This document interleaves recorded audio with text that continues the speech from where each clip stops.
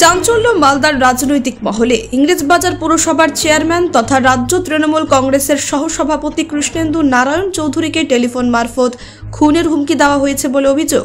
সূত্রে খবর, অজ্ঞাত পরিচয়ের এক ব্যক্তি ফোন করে তাকে প্রাণে মেরে ফেলার হুমকি দেয়। ঘটনায় আতঙ্কিত হয়ে কৃষ্ণেন্দু বাবু ইংরেজবাজার থানায় অভিযোগ দায়ের করেন। অভিযোগ পাওয়ার পরই তদন্তে নামে পুলিশ। প্রাথমিকভাবে ফোন নম্বর ট্র্যাক করে দুষ্কৃতীর খোঁজ চালানো হচ্ছে। পুলিশ জানিয়েছে, ঘটনাটি অত্যন্ত গুরুত্ব সহকারে খতিয়ে দেখা হচ্ছে।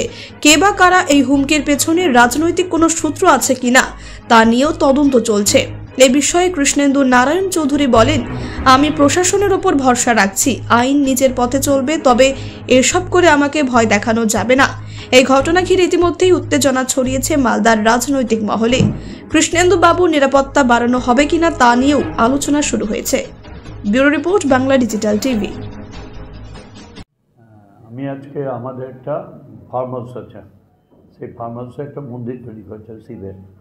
তো শিবের মূর্তি, ওর সঙ্গে যে নন্দী থাকে, শিবলিঙ্গ, এগুলো গাড়িতে করে নিয়ে যাচ্ছিল।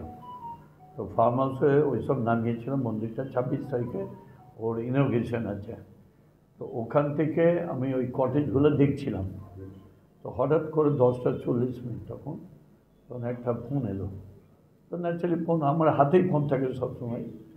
ফোন উঠে আমি বললাম যে किसान बोल रहा है। हाँ बोला, प्रथम चुपचाप किसान बोल रहा है। बोला हाँ बोल रहा है। आप कौन बोल रहा है? बोला प्रदीप बोल रहा है, डी कंपनी का से। हम क्या है बोलिए।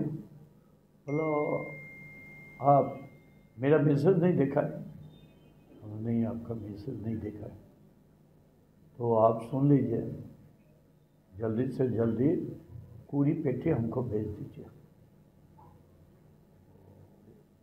नहीं भेजिएगा, कल आपका लास्ट टाइम है, कल आपको ठोक दूँगा, आपको, आपका फैमिली को, और आपका इधर नहीं है बोलो।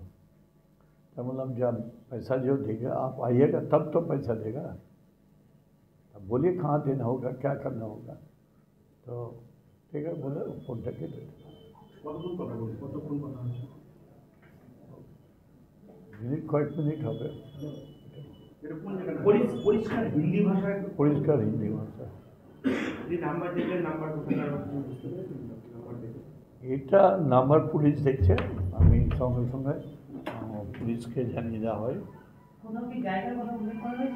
না, কোথায় দিবে না দেবে এগুলো বলে, সঙ্গে সঙ্গে পুলিশকে ইনফর্ম করা হয়, ইংরেজবাজার থানাকে। ইংরেজবাজার থানা তারপরে ইনকোয়ারি করতে লাগলো। এই অবস্থা। কোনো মেসেজ কি পাঠিয়েছিল? হ্যাঁ, মেসেজ পাঠিয়েছে। 20 কোটি বলতে দাদা, 20 লাখ টাকা মানে 20 লাখ কি 20 কোটি আমি করে বুঝবো। দাদা কিছু পরিকল্পনা, কিছু অনুমান করছেন কার কাছে ষড়যন্ত্র? আমার আগে তো এরকম প্রায় 17 বার গুলি বোম খেয়েছি, আমার বন্ধুরাও মারা গেছে। তখন এরকম ফোন কল হতো, আর তারপর গুলিও চলতো, বোমও চলতো। কলকাতায় অ্যাটাক হয়েছি, রাস্তাতে অ্যাটাক হয়েছি, এখানে আমার মন্দিরের পাশে বোম মেরেছিল, আমার বন্ধু মরে গেল। গাড়ি নিয়ে আসছি জেলখানার ওখান থেকে, ওই জজের বাড়ির পিছনে, ওখানে গুলি চালিয়ে দিয়েছিল, বোম চালিয়ে দিয়েছিল। এরকম প্রচুর হয়েছিল ঘটনা, মাঝে বন্ধ ছিল এগুলো। মেসেজগুলো সব পুলিশকে দিয়ে দেওয়া হচ্ছে। কতগুলো মেসেজ করেছিল এবং মেসেজের কি ভাষা ছিল, কি কি বলা হচ্ছে? ওই যা বললাম ওই টাইপেরই।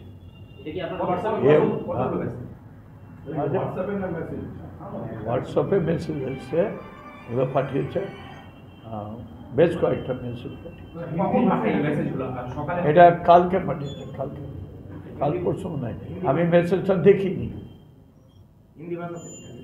না, হিন্দি ভাষা। মেসেজটা কি ভাষায় ছিল? ইংরেজিতে মনে ছিল। ইংরেজি মানে ইংরেজি তর্জমা। আমি পড়িনি, দেখিনি। ওটা দ্বীপ ছিল, দ্বীপই করছিল। মেসেজটা কবে করেছিল দাদা? আমি না এত উত্তর দিতে পারবো না। দাদা, দুলাল সরকারকে খুন করা হয়েছে, আপনি জানেন যে সুপারি দেওয়া হয়েছিল, এরপর আপনাকে থ্রেট করা হচ্ছে, কি মনে করছেন এর পিছনে অন্য কোনো ষড়যন্ত্র আছে, অন্য কোনো ব্যক্তি আছে? এটা পুলিশ দেখছে, পুলিশ টোটালি দেখছেন। তারা হাই লেভেলে ম্যাটারটা পৌঁছেছে, তারা সব কিছু অনুসন্ধান করছে। কতটা আতঙ্কিত? आतंकित होना बोलছে आपको आपको नहीं मिलेगा तो आपका फैमिली को मार देगा। থামো না, এই ঘটনার পর কখন আতঙ্ক কাজ আমি আতঙ্কিত নই, আমি তো অনেকবার বোমগুলি খেয়েছি। চিন্তায় রয়েছে? আমার পরিবারকে নিয়ে তো নিশ্চয়ই দুশ্চিন্তায় থাকবো। আমার ভাইরা আছে, আমার ফ্যামিলি আছে, আমার ছেলেমেয়েরা ভাইরা আছে, কিন্তু একটা আমার পোষ্য কন্যা আছে, সেখানে থাকে। তা বাড়ানোর সেটা পুলিশ বলতে পারবে। আমি বেরিয়েছি আজকে বাড়ি থেকে, বেরিয়ে কোর্টে গেছি, কোর্ট থেকে এখানে এসেছি। বলছি, এখন তো মোবাইল ফোনে ট্রু কলার থাকে, আপনার ফোনে কি এরকম কিছু নাম উঠছিল যখন ট্রু কলার? ও বললো প্রদীপ বল রা ডি কোম্পানি। যে মোবাইলে এসএমএস আর ফোন কল একই নাম্বার। কোথা থেকে বলছে, কিছু বলেছে? নাম্বারটা কি ইন্ডিয়ার ছিল নাম্বার? ইন্ডিয়ার।